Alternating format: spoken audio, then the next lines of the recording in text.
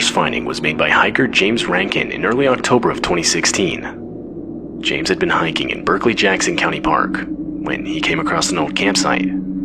But disturbingly, all around the campsite were multiple different missing person posters taped onto trees. The posters themselves were completely real, featuring real missing people across different US states. Upon his discovery, James would quickly start recording. Okay, we're deep in the woods.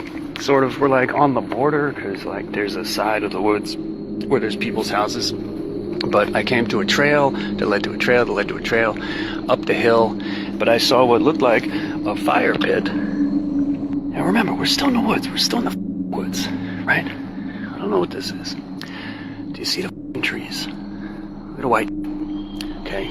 I was like, okay, these are probably no trespassing signs, or maybe it's something for the wildlife or something. Look what these are.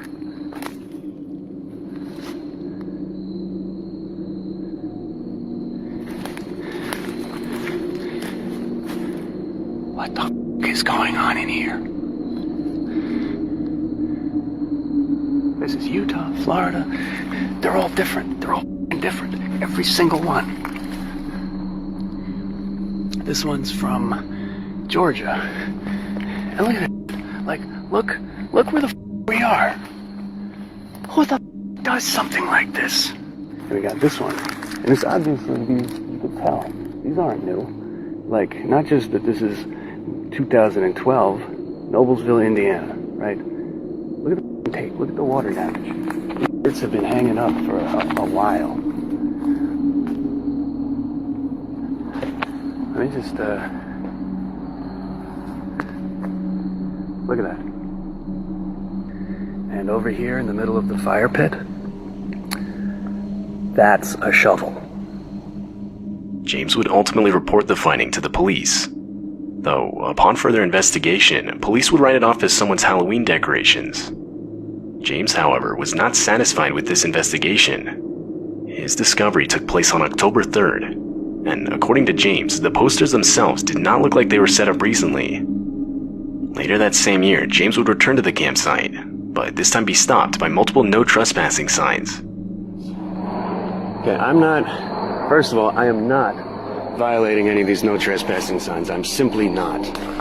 I came here only to show you and get it on tape and leave. From here, we can see down there. That's the clearing.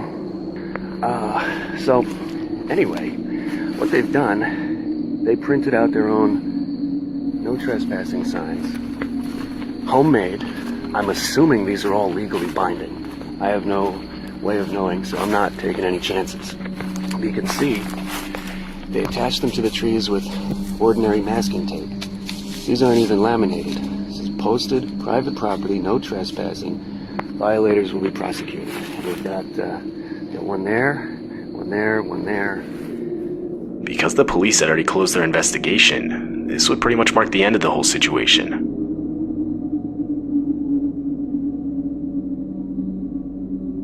Back in 2013, a man named Phil Poling would upload this video to his YouTube channel. The video features Phil out late at night in his neighborhood, located in Mission, Oregon. Phil claimed to have heard strange noises echoing around outside his neighborhood only a few minutes prior, which is why he was outside in the first place. Once he reached a nearby forest that was only around 200 feet from his house, he would again hear the noises. And this is where he started recording. January 21st, about 11 p.m. I'm a couple hundred feet from my house. You can hear it going off in the background right now. Kind of sounds weird. Kind of sounds doggish, hyena-ish.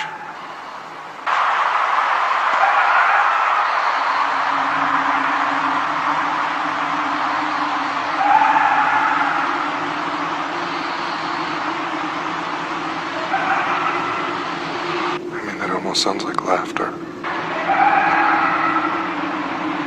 It's actually gotten closer since it started.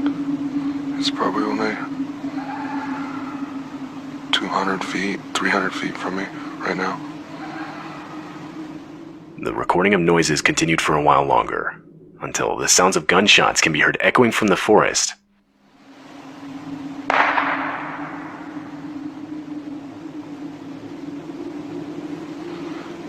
think that was a gunshot.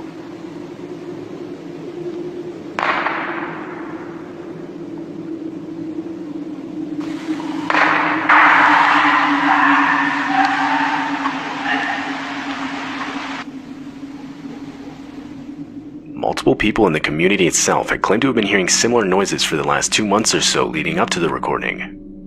But just what exactly was making the noises is still unclear.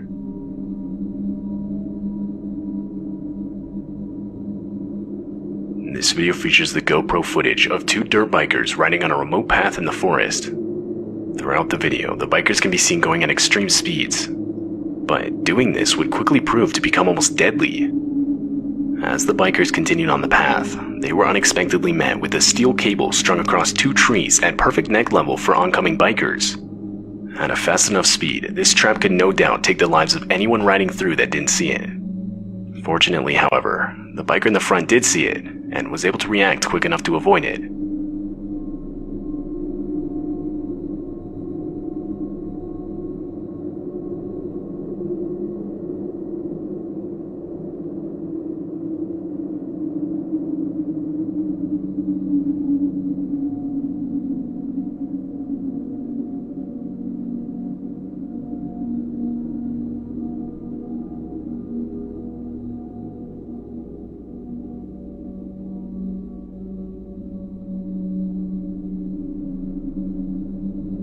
The bikers would actually debate whether or not to stay and wait for the person who set up the trap to come back, but they would end up deciding against this. It's still unknown who's responsible.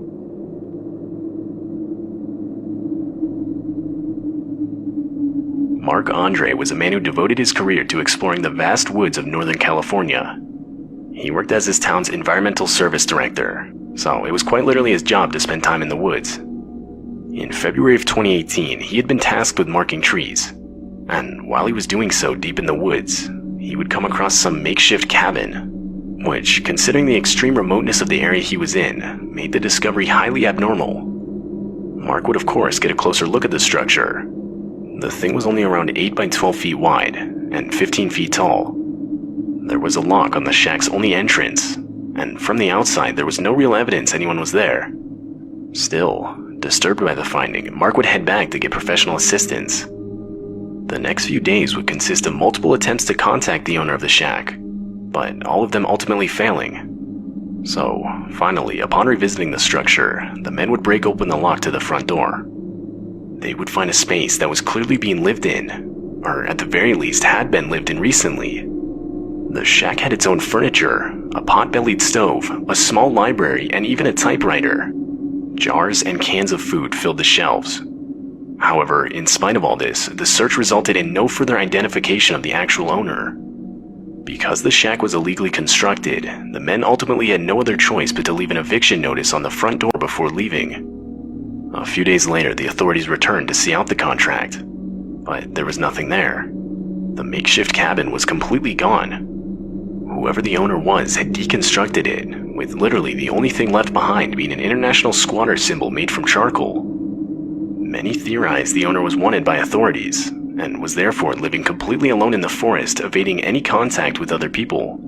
But whether or not this is even close to true is still up for debate. To this day, the real owner of the shack is still unidentified.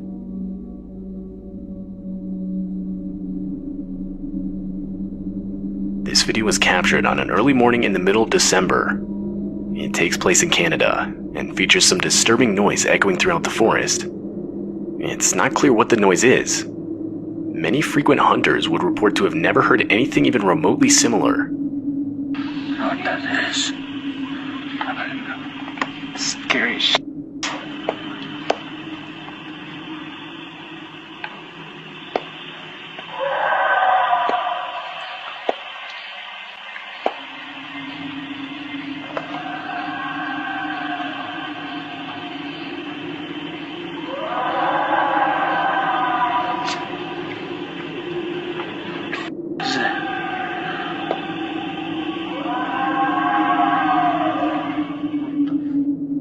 One comment suggested the noise could have been a wolf that was either trapped or left behind by its pack.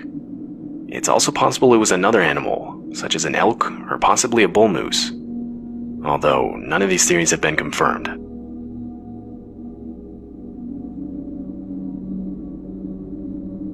YouTube user Rainey Schuler would upload this video to YouTube in 2013. The video's footage is from multiple security cameras Rainey would set up around his house, which was in an isolated area of the Rocky Mountains. The whole idea behind the cameras was to capture the footage of the different wildlife around his property to then upload to YouTube.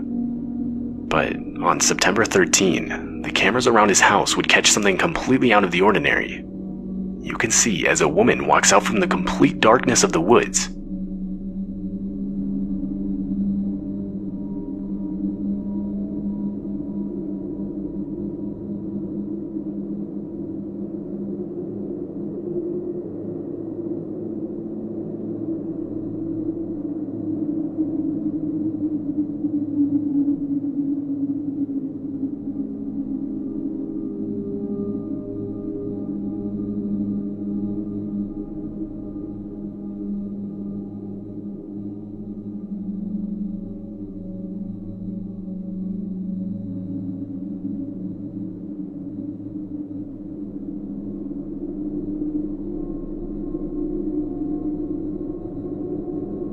Some believe the woman was lost, or that her car had broken down nearby. But that doesn't explain her general careless mannerism as she aimlessly walks around the property. And a while later, the woman could be seen walking right back into the forest.